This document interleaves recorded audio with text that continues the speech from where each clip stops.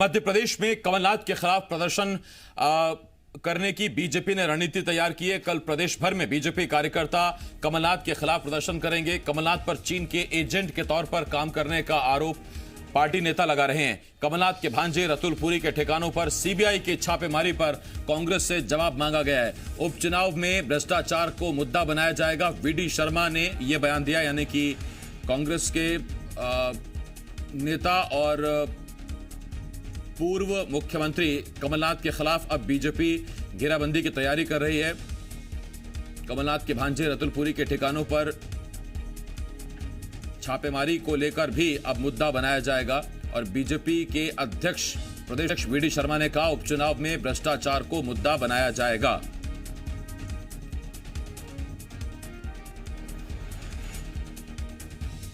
कमलनाथ के इस करतूत को लेकर और हमने नारा दिया है कि चीन के दलाल कमलनाथ देश के गद्दार, और इसको लेकर के हम पूरे मध्य प्रदेश के अंदर सभी भारतीय जनता पार्टी के मंडलों में कमलनाथ के पुतले दहन का कार्यक्रम भारतीय जनता पार्टी पूरे मध्य प्रदेश के अंदर करेगी। कल हम पूरे देश के पूरे मध्य प्रदेश के अंदर कमलनाथ के पुतले 12 बजे हमारे कार्यकर्ता इस बात का विरोध करने के लिए मैदान में उतरेंगे। कोविड के इस संकट में हमने इतना जरूर अपने कार्यकर्ताओं से अनुरोध किया और मैं आपके माध्यम से भी अनुरोध करना चाहता हूं कि हर जगह पर 20 लोगों से ज़्यादा न हो और फिजिकल डिस्टेंसिंग का हम उपयोग करें। ये हम सब लोगों ने इसको लेकर के कहा है। संदीप भमरकर, जी मीडिया संवाददाता, इस वक्त इस बड़ी खबर पर हमारे साथ जुड़े हुए हैं।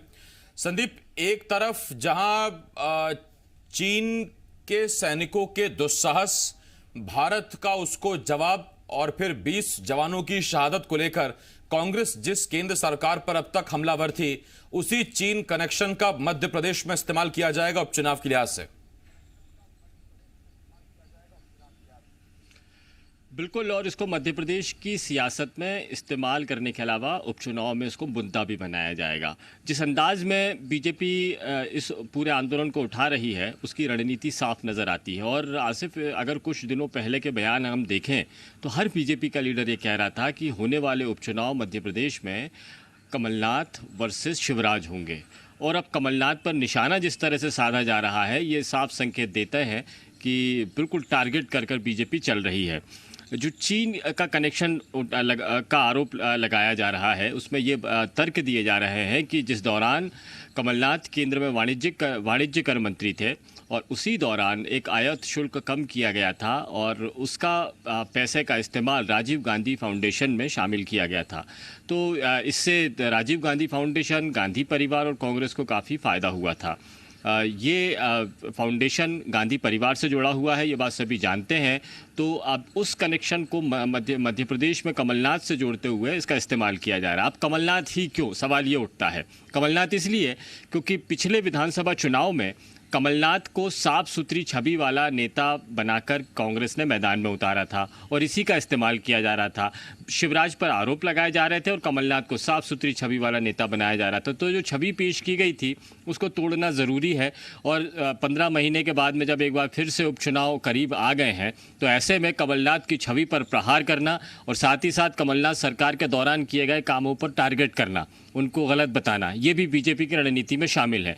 और ये संदेश पूरे मध्य प्रदेश भर में जाए, इसीलिए एक साथ में पूरे प्रदेश भर में ये प्रदर्शन का ऐलान किया गया है। 20 लोग अलग अलग जगहों पर इकट्ठा होंगे, हर ज़िले में प्रदर्शन किया जाएगा और ये मुद्दे जनता के बीच में रखे जाएंगे। जाहिर तौर पर ये बड़ा आंदोलन है, बीजेपी ने ऐलान किया है, तो मध्य प्रदेश भर में एक साथ में कमलनाथ के खिलाफ में इस शंखनाद को पहुंचाया जाएगा, जिसका इस्तेमाल उपचुनाव में ज़रूर किया जाएगा। हालांकि हम कांग्रेस की अगर बात करें आसिफ, तो कांग्रेस इस पूरे आरोपों को नकारती है और वो ये कहती है कि मुद्दों को भटकाने के लिए और कमलनाथ की छवि को धूमिल करने वाला प्रयास है। ये पूरे आरोप राजनीतिक है। बीजेपी के पास में एजेंसीज हैं, अगर आरोप सही है तो केंद्रीय एजेंसीज जांच कर ले और मामले को सुलझा ले, लेकिन उन मामलों को जांच में डालने की बजाय इन सारे चीज़ों को राजनीतिक उपयोग के लिए मध्य प्रदेश में कहा जा रहा है।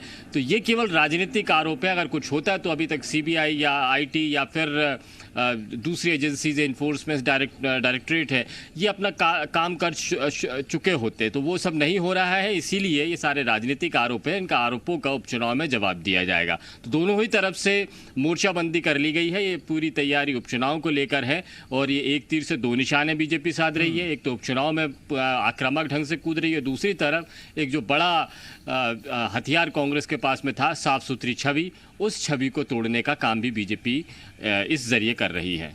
बहुत शुक्रिया संदीप, इस तमाम जानकारी के लिए। संदीप भमरकर, जी मीडिया संवाददाता, इस वक्त इस बड़ी खबर पर हमारे साथ जुड़े हुए थे।